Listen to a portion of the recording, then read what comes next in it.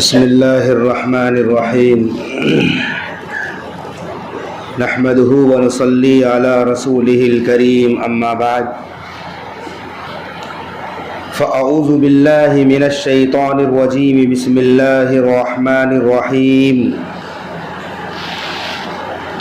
یا ایہا الذین آمنوا ادخلوا فی السلم کافہ ولا تتبعوا خطوات الشیطان انہ لکم عدو مبین صدق اللہ العظیم۔ اے ایمان والو، اسلام میں پورے کے پورے داخل ہو جاؤ۔ ولا تتبعوا خطوات الشیطان، شیطان کے قدموں کے پیچھے مت چلو، شیطان کی اتباع مت کرو۔ انہ لکم عدو مبین، بے شک شیطان تمہارے لیے تمہارا کھلا ہوا دشمن ہے۔ اس آیت کریمہ میں جب ہم غور کرتے ہیں تو اللہ تعالیٰ ایمان والوں سے کہہ رہا ہے کہ اسلام میں پورے کے پورے داخل ہو جاؤ۔ غیر مسلموں سے اللہ نہیں کہہ رہا ہے، ایمان والوں سے کہا جا رہا ہے، اے ایمان والو اسلام میں پورے کے پورے داخل ہو جاؤ۔ گویا اس سے یہ پتہ چلتا ہے کہ ایک شخص مسلمان ہو کر، ایمان والا ہو کر اسلام سے آدھا باہر ہوئے، 50-50 مسلمان نہیں چلے گا۔ اس آیت کریمہ کی روشنی میں کہ ایک حکم اللہ کے اتباع میں، اللہ نے جو کہا وہ کریں گے، اگر دوسرا معاملہ آ گیا تو اپنی مرضی چلائیں گے، ایسا نہیں چلے گا۔ اے ایمان والو پورے کے پورے اسلام میں داخل ہو جاؤ۔ اس آیت کریمہ کا شان نزول یہ ہے کہ یہودیوں کا بہت بڑا عالم دین، یوں کہہ لیں کہ جزیرۃ العرب میں مردم شماری کے مطابق دوسری سب سے بڑی آبادی یہودیوں کی تھی۔ خود مدینہ منورہ میں یہودیوں کے 3 بڑے قبائل تھے، بنو قریظہ، بنو نذیر، بنو قینقاع، 3 بڑی آبادی تھی یہودیوں کے 3 قبیلے۔ پھر مدینہ کے اطراف میں اچھی خاصی تعداد تھی۔ پھر مدینہ منورہ سے دور خیبر یہ یہودیوں کا مرکز ہوا کرتا تھا۔ اسی لیے قرآن کریم میں سب سے زیادہ واقعات جو اللہ نے سنایا وہ موسیٰ علیہ السلام کا سنایا ہے کہ موسیٰ علیہ السلام یہ یہودیوں کے پیغمبر تھے، نبی تھے، اور آپ کے اوپر تورات نازل ہوئی تھی جو یہودیوں کی کتاب تھی۔ سب سے زیادہ موسیٰ علیہ السلام کے واقعات کو قرآن میں دہرایا۔ وجہ کیا ہے کہ مدینہ منورہ کے چاروں طرف یہودی آباد تھے، ان کے پیش نظر یہودیوں کی تعداد کو دیکھتے ہوئے اللہ تعالیٰ نے موسیٰ علیہ السلام جیسے پیغمبر کے واقعات کو سب سے زیادہ بیان کیا ہے قرآن میں۔ ان یہودیوں میں جو سب سے بڑا عالم تھا حضرت عبداللہ ابن سلام رضی اللہ تعالیٰ، یہ مسلمان ہو گئے، ایمان میں داخل ہو گئے تھے۔ خود عبداللہ ابن سلام فرماتے ہیں کہ جب پتہ چلا مجھے کہ اللہ کے آخری نبی صلی اللہ علیہ وسلم ہجرت فرما کر مدینہ پاک تشریف لے آئے ہیں تو میں آپ سے ملاقات اور آپ کی زیارت کی غرض سے آپ کے پاس آپ کی خدمت میں آیا۔ تو جب میں خدمت میں آیا تو اللہ کے نبی مجلس میں بیان فرما رہے تھے، اور سب سے پہلی حدیث جو نبی سے میں نے سنی وہ یہ تھی، آقا اپنے ساتھیوں سے فرما رہے تھے، ایھا الناس افشوا السلام، اے لوگو سلام کو پھیلاؤ، خوب سلام کرو آپس میں، اسے بھی سلام کرو جس سے جان پہچان ہے، اور اسے بھی سلام کرو جس سے تمہاری جان پہچان نہیں ہے۔ اگر تمہیں لگ رہا ہے کہ یہ ایمان والا بھائی ہے بس سلام کر لو، اور سلام بھی زبان سے ادا ہوتا ہے۔ آج کل جو رائج ہے یہ بھی سلام ایسے اشارہ کر دیا، ادھر سے بھی ہاتھ کا اشارہ ہو گیا، اس سے سلامی ادا نہیں ہوتا ہے۔ یہ تو اس صورت میں ہے جب دور کوئی ایمان والا بھائی ہے، اس سے مخاطب کرنے کے لیے آپ ہاتھ کا اشارہ کر سکتے ہیں، لیکن ساتھ ساتھ زبان سے بھی کہنا ضروری ہے السلام علیکم۔ لیکن آج صرف زبان بند ہے، اب ہاتھ سے اشارہ کر دیا اور اس نے بھی اشارہ کر دیا، اس سے سلام کا ثواب نہیں ملے گا۔ سلام کا ثواب تب ہی ملے گا جب آپ نے اپنی زبان سے السلام علیکم کہا ہو۔ ہاں نزدیک ہے، قریب ہے تو ہاتھوں سے مصافحہ ہوتا ہے، ہاتھوں سے سلام نہیں ہوتا کہ ایسے دور سے اشارہ کر دیے، ہاتھ سے مصافحہ ہوتا ہے، اور مصافحہ سے بھی گناہ جھڑتے ہیں۔ تو اے لوگوں، سلام کو خوب پھیلاؤ، وَأَطْعِمُوا الطَّعَامَ، لوگوں کو کھانا کھلاؤ۔ ہمارے نبی حدیث بیان فرما رہے تھے، عبداللہ ابن سلام پہلی مرتبہ آقا سے حدیث سن رہے تھے، اے لوگوں سلام کرو اور کھانا کھلاؤ۔ یہاں بھی بالعموم ہے، اطعموا الطعام میں صرف غریب غربا فقراء نہیں کہ غریبوں کو ہی کھانا کھلاؤ، دوستوں کو کھانا کھلاؤ، قریبی لوگوں کو کھانا کھلاؤ، جس سے تمہاری رشتہ داریاں ہیں ان کو کھانا کھلاؤ، دوستوں کی محفل میں کھانا کھلاؤ۔ یہ کھانا کھلانے، آج مہمان نوازی جو ہمارے پرکھوں اور بزرگوں کے اندر تھی، رچ بس گئی تھی، وہ مہمان نوازی اب ہمارے قلوب سے نکل گئی ہے۔ لوگوں میں مہمان نوازی کا شوق نہیں رہا۔ یہ تو دور صحابہ کرام میں ایسی مہمان نوازیاں ہوتی تھی، روٹی کے خشک ٹکڑے کو دسترخوان پر رکھ کر مہمان نوازی کرتے تھے۔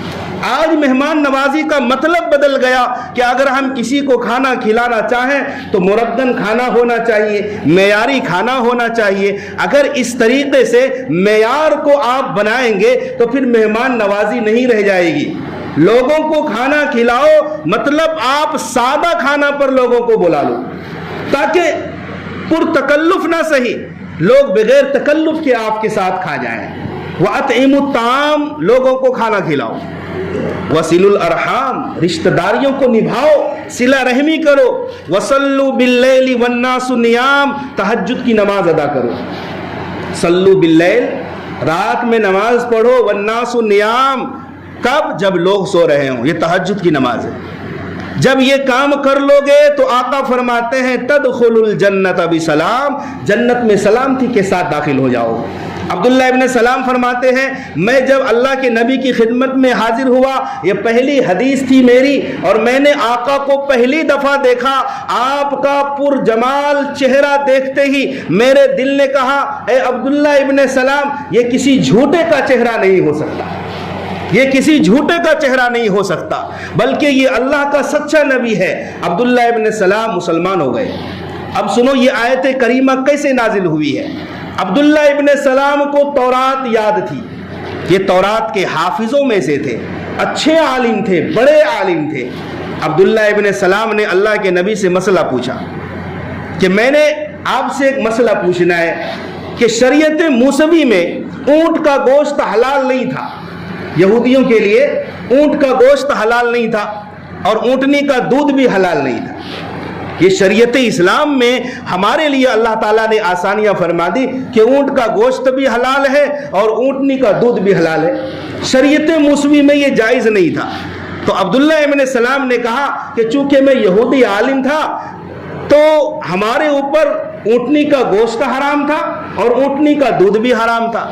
اب جب میں اسلام قبول کر لیا تو اللہ تعالیٰ نے مباح اور جائز قرار دیا۔ ایسا نہیں کہ واجب اور فرض ہے کہ اونٹنی کا گوشت کھانا ہی پڑے گا، جائز ہے، کھانا چاہو تو کھا لو۔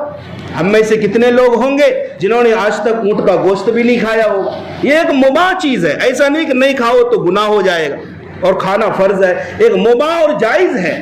تو عبداللہ ابن سلام نے کہا یا رسول اللہ، مسئلہ یہ ہے کہ ہماری شریعت میں اونٹنی کا دودھ اور اونٹ کا گوشت یہ حرام تھا اور اس امت میں اس شریعت میں جائز اور حلال ہے، تو کیا میں پرہیز کر سکتا ہوں؟ پرہیز کر سکتا ہوں اونٹ کے گوشت سے؟ اور یہودیوں کے یہاں سنیچر کا دن عید کا دن مانا جاتا تھا، جس طرح ہمارے لیے جمعہ کا دن یوم العید ہے، تو یہودیوں کے لیے یوم السبت سنیچر کا دن عید کا دن ہوتا تھا۔ تو عبداللہ ابن سلام نے کہا کیا ایسا ہو سکتا ہے کہ جمعہ کو بھی ہم عید منا لیں اور سنیچر کے دن کا ہم اکرام اور تعظیم کریں؟ وہ یہودیوں کے یہاں عید کا دن تھا۔ آقا علیہ الصلوۃ والسلام خاموش بیٹھے ہیں یہ مسئلہ سن کر، تو اللہ تعالیٰ نے اسی موقع پر اس آیت کریمہ کو نازل کر دیا یا ایھا الذین آمنوا، اے ایمان والو، ادخلوا فی السلم کافہ، اسلام میں پورے کے پورے داخل ہو جاؤ۔ اب تورات کے احکام نہیں چلیں گے، اب موسیٰ علیہ السلام کی شریعت نہیں چلے گی، اب تو تمہیں 100% 100% اسلام کے اندر آنا پڑے گا اور اسلامی احکام کو فالو کرنا پڑے گا۔ خدا کا علیہ السلام نے فرمایا تھا اگر موسیٰ علیہ السلام جیسے جلیل القدر پیغمبر اور عیسیٰ ابن مریم علیہ السلام صاحب شریعت پیغمبر آج دنیا میں آ جائے تو انہیں بھی میری ہی پیروی کرنی پڑے گی، اسی شریعت پر چلنا پڑے گا۔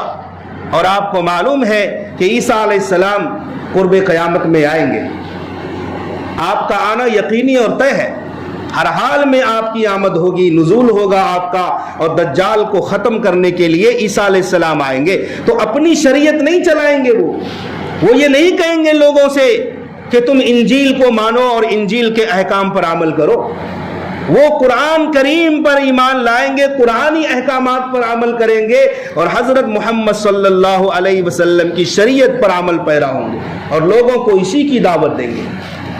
تو اے ایمان والو، اسلام میں پورے کے پورے داخل ہو جاؤ، تمہاری خلوت اور جلوت یکساں ہونا چاہیے، مخلوق کے سامنے تم بزرگ بنتے ہو، لوگوں کے سامنے تم اچھا بنتے ہو، متقی پرہیزگار بنتے ہو، اور تنہائی میں خلوت میں جب آتے ہو تو وہ گناہ کرتے ہو کہ شیطان بھی شرما جائے، تو یہ آدھا آدھا نہیں چلے گا، اسلام میں پورے کے پورے داخل ہو جاؤ۔ اگر تم چاہتے ہو کہ ہم لوگوں کے سامنے اچھا بنیں تو تمہیں خلوت اور تنہائی کی زندگی بھی اچھی بنانی پڑے گی۔ ہاں، اگر تم چاہتے ہو کہ 100% اسلام کے اندر، اسلام کسے کہتے ہیں؟ اپنے آپ کو اللہ کے سامنے سرنڈر کر جانا، بس اللہ ہر معاملے میں تیرا ہی مانیں گے، اسی سرنڈر کرنے کو تسلیم کہتے ہیں، اور اسی تسلیم کو پھر اسلام کہتے ہیں کہ صرف ہر معاملے میں تیرا ہی حکم چلے گا، بس اس کے آگے کچھ نہیں۔ دین اسلام کے 5 اہم شعبے ہیں، دین کے 5 شعبے اور ارکان ہیں، جب تک کوئی بندہ ان 5 پر عمل پیرا نہیں ہوگا کامل دین اسلام پر عمل نہیں کر سکتا۔ نمبر 1 ایمانیات، جسے عقائد بھی کہتے ہیں، اس میں اللہ تعالیٰ کی وحدانیت، اللہ اکیلا ہے، اللہ کے سوا کوئی معبود نہیں، وہ بے مثل ہے، اس کی کوئی اولاد نہیں ہے، وہی مارتا وہی جلاتا ہے۔ پھر حضرت محمد صلی اللہ علیہ وسلم کی ذات پر ایمان، آپ کی رسالت کو ماننا، اور آپ کے بعد کوئی بھی نبی پیدا نہیں ہوگا، قیامت تک کے لیے آپ ہی آخری رسول ہیں اور قیامت تک کے لیے پیغمبر ہیں۔ اور آخرت کے اوپر یقین، جزا سزا کا، جو حقدار ہوگا اللہ قیامت کے دن جزا سزا دے گا، جنت اور جہنم کا فیصلہ ہوگا، یہ ایمانیات میں داخل ہے۔ نمبر 2 پہ عبادات ہیں، عبادات میں 4 چیزیں ہیں، نماز، روزہ، حج، زکوٰۃ، یہ بڑے 4 فرائض ہیں عبادات۔ نمبر 1 ایمانیات، نمبر 2 عبادات، اور نمبر 3 معاملات۔ ہاں، معاملات بہت وسیع ہے، معاملات، لین دین ہے، تجارت ہے، ملازمت ہے، کھیتی باڑی ہے، بزنس ہے، اور لوگوں کے ساتھ لین دین کا برتاؤ ہے، اور سود سے بچنا ہے، رشوت سے بچنا ہے، یہ ساری چیزیں معاملات ہیں۔ ان معاملات میں ہمیں دیکھنا پڑے گا کہ اس میں شریعت کیا کہتی ہے، حلال ہے یا حرام ہے، اچھا ہے یا برا ہے۔ معاملات کے بارے میں اگر ہم کمزور ہو گئے، یاد رکھو قیامت کے دن ہم جہنم سے نجات نہیں پا سکیں گے۔ معاملات اصل میں ڈائریکٹ بندوں کے ساتھ ہے، یہ بندوں کا معاملہ ہے۔ اللہ اپنا حق تو معاف کرے گا، اللہ چاہے گا تو، لیکن بندوں کے حقوق کا کیا ہوگا؟ بندوں کے حقوق تو معاف نہیں ہوتے جب تک وہ بندہ معاف نہ کرے یا اس سے تم اپنے معاملات کی صفائی نہ کرو۔ تو معاملات یہ بڑی اہم چیز ہے، یہ دین اسلام کا، یہ دین کے تیسرا سب سے بڑا شعبہ ہے یہ معاملات۔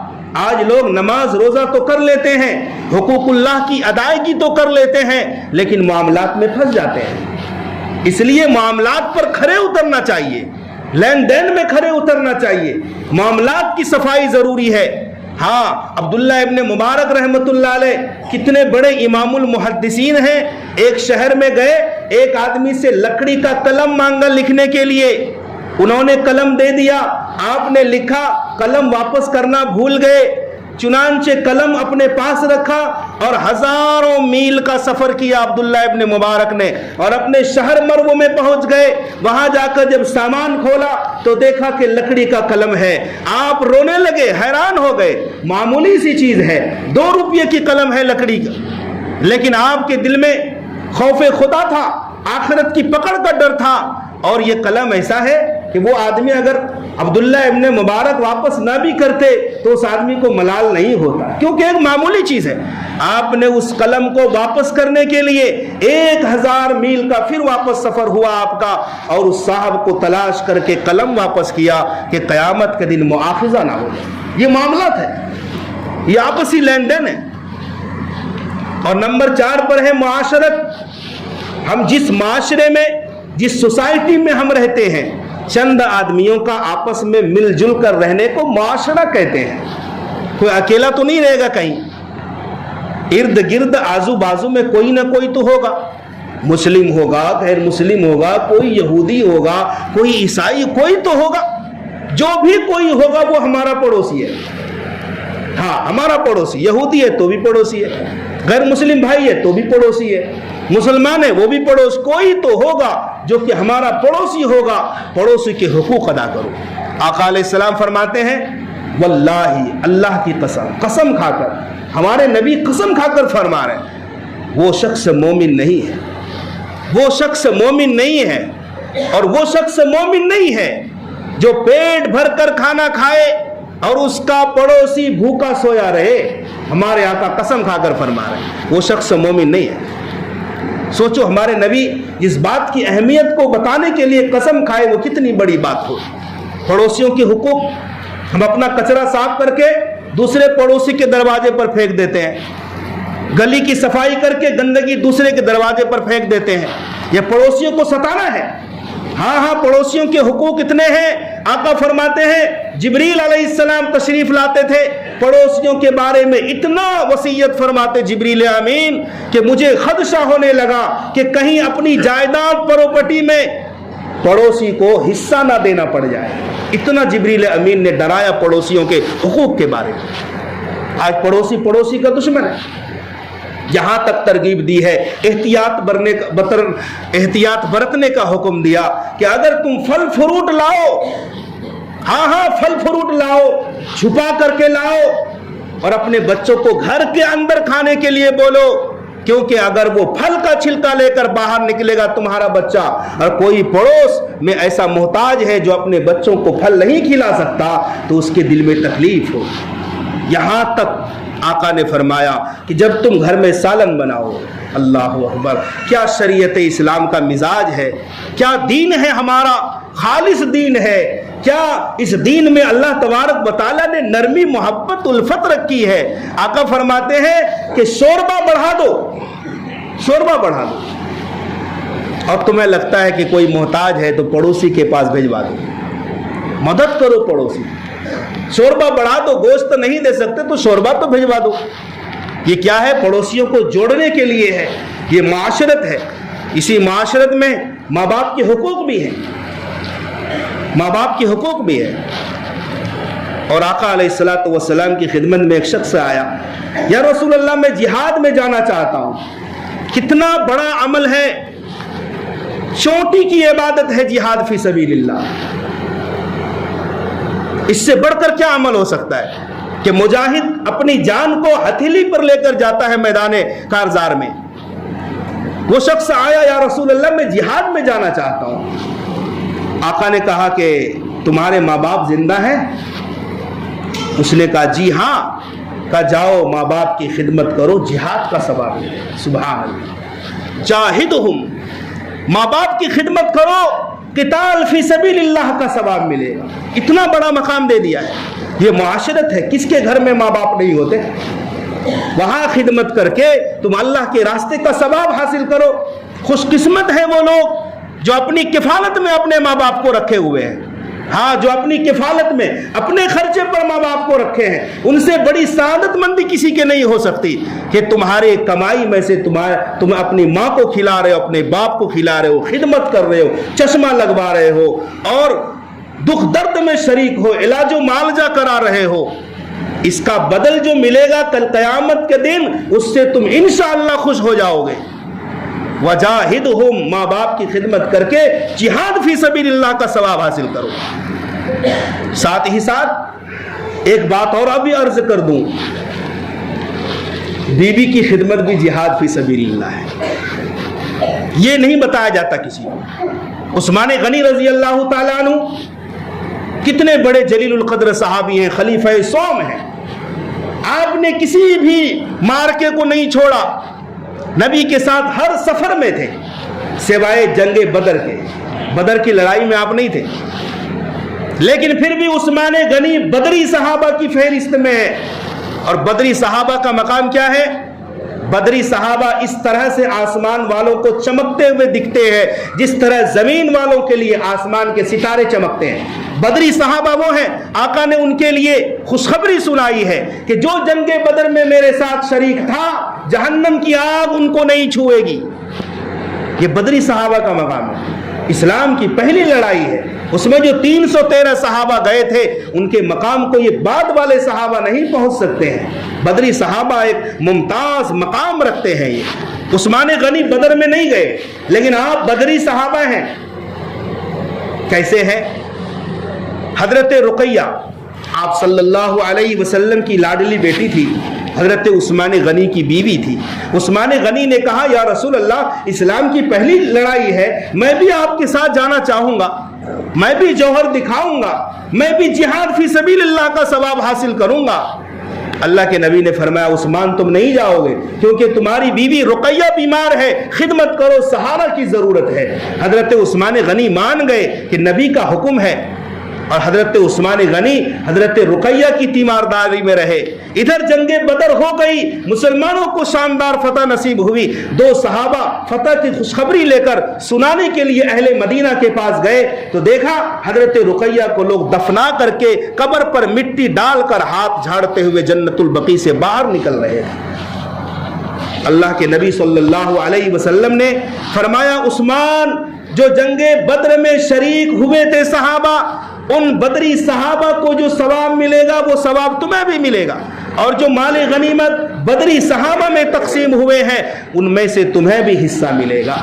پتہ چلا عثمان غنی یہ بدری صحابہ ہیں، جہاد فی سبیل اللہ کا ثواب مل رہا ہے. کس بنا پر مل رہا ہے؟ بیوی کی خدمت کرنے پر مل رہا ہے.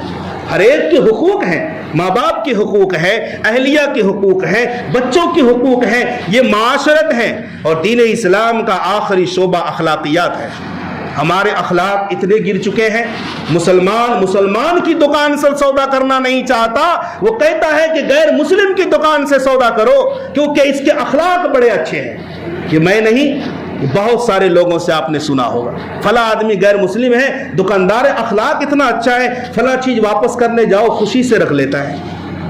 اور مسلمان میں یہ نہیں ہے، ہوگا لیکن ہندوؤں کے مقابلے میں، غیر مسلم بھائیوں کے مقابلے میں یہ چیز کم ہے مسلمانوں میں. آج ہم نے اپنے اخلاق کو اتنا گرا دیا ہے. اسی طریقے سے لوگوں کو معاف کرنا، چھوٹوں کی عزت کرنا، چھوٹوں پر شفقت کرنا، بڑوں کی عزت کرنا، یہ ہمارے اخلاقیات میں سے. آج عزت کا معیار گر گیا ہے. ہمارے بچے اب بڑوں کی عزت کرنا ہی بھول گئے، بڑوں کی عزت کرنا بھول گئے. ہر ایک کو دیکھو عیاشی کر رہا ہے بیٹھ کر کے، موبائل میں گیم چل رہا ہے. آج سے کچھ سال پہلے تبلیغی جماعت والوں کا جب گزر ہوتا تھا گلیوں میں، نوجوان کیا بڑے لوگ بھی بھاگ جاتے تھے، جماعت والے آ رہے ہیں. مار پیٹ کا ڈر نہیں تھا، ایک عزت احترام تھا ان لوگوں کے دلوں میں. آج کوئی احترام نہیں ہے، باپ کی عزت نہیں. ہر بیٹا سمجھتا ہے میں بڑا قابل بن گیا، پڑھ لکھ کر میں ڈگری والا بن گیا. جس باپ نے انگلی پکڑ کر چلنا سکھایا، ماں نے جس کوکھ میں رکھا ہے، کم سے کم لوگوں کی تو نہیں، ان ماں باپ کی کم سے کم خدمت کرو، ان کی تو اتباع کرو اور ان کا تو کہنا مانو. اللہ تبارک و تعالی ہم سب کو عمل کرنے کی توفیق دے.